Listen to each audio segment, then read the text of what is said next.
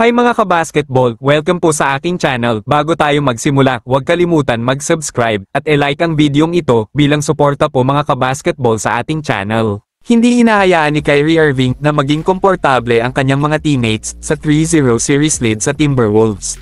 Si Kyrie Irving has been dazzling ang lahat sa kanyang mga performance sa Western Conference Finals na gumaganap ng isang crucial role sa panalo ng Mavericks laban sa Timberwolves sa Game 3. Gamit ang 3-0 series lead, Kyrie is not willing to take a finals appearance for granted hanggang matapos ang trabaho ng Mavericks laban sa Minnesota. Naglagay si Kyrie Irving ng 33 points, the same kay Luka Doncic, sa isang masterful display upang pangunahan ang Mavericks sa panalo. Nagsanib sina Kyrie at Luka na umiscore ng 21 points sa fourth quarter, higit pa sa naitala ng buong Timberwolves squad in the same period.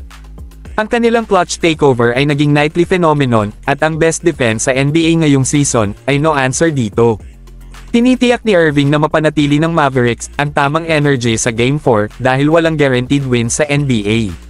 Maaaring hindi pa tayo nakakita ng 3-0 na mag-comeback sa history ng playoff ng NBA, ngunit Dallas wouldn't want to be the first team to be on the losing end of that.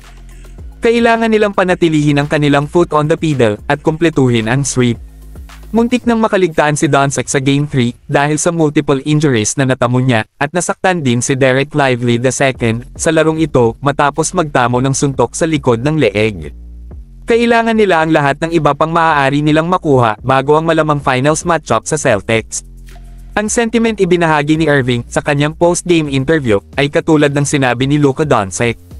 Si Irving ay nasa maraming NBA Finals dati, at may championship ring din sa kanyang pangalan, ngunit si Luka ay nasa bangin ng kanyang unang Finals appearance. Sa kabila ng pangunahing accomplishment sa career na abot kamay, hindi tinatanaw ni Doncic ang Game 4 laban sa Wolves.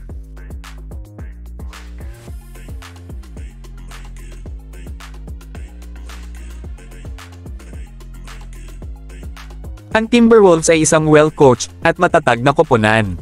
Maraming tao ang nagpanalo sa Wolves sa seryeng ito, ngunit lubusang nalampasan ng Mavericks ang Wolves sa laban na ito.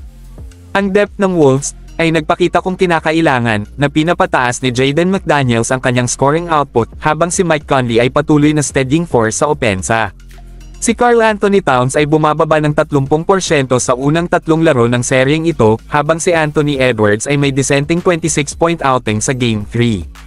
Si Doncic ay may average na 32.7 points, 7.7 rebounds, at 8.7 assists laban sa Wolves, habang si Irving ay may average na 27.7 points, 4.0 rebounds, at 4.7 assists. Ang star duo na ito ay mas malaki kaysa sa Wolves sa isang antas na hindi nila kayang pantayan, na naging dahilan ng kanilang pagbagsak sa seryeng ito.